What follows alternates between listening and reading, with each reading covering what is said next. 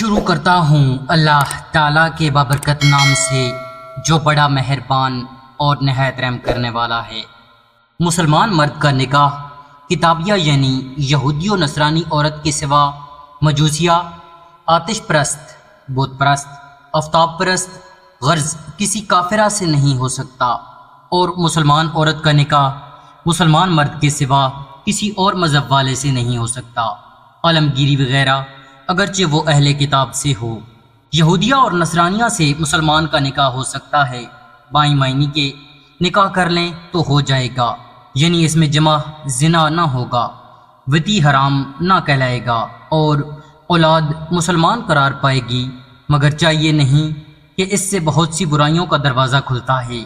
عالمگیری مثلاً اولاد پر اندیشہ کہ یہودیوں نصرانیوں کی عادت سیکھے، پھر یہ جواز اس وقت تک ہے جب کہ عورت اپنے مذہب یہودیت یا نصرانیت پر ہو، اور اگر صرف نام کی یہودی نصرانی ہوں اور حقیقتاً نیچری اور دوریہ مذہب رکھتی ہوں، جیسے آج کل کے عموماً نصارہ کا کوئی مذہب ہی نہیں، تو ان سے نکاح نہیں ہو سکتا، اور پر بھی لیا جائے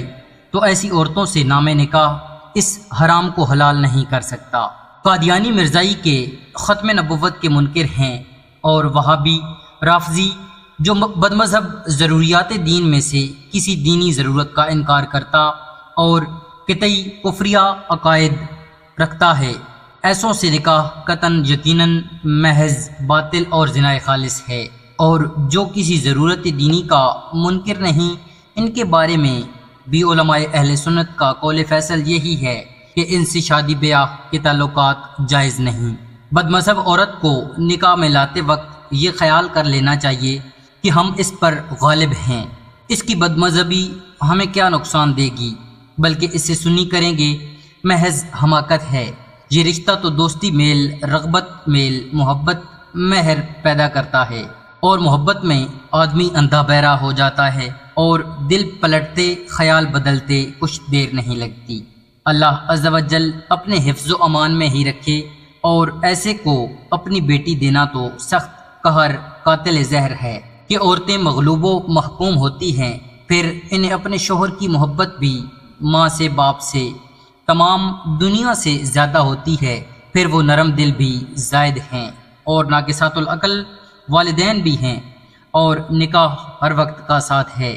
اور وہ بد مذہب ہے تو ضرور اس سے نادیدنی دیکھے گی اور ناشنیدنی سنے گی، اور انکار پر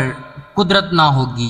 تو یہ عمر بھر کے لیے فضیحت اور رسوائی کا سامان پیدا کرنا ہے۔ دوستو، آپ کو یہ آج کی ویڈیو اچھی لگی ہو تو ہمارے چینل کو سبسکرائب کریں اور ویڈیو کو لائک کریں۔ شکریہ۔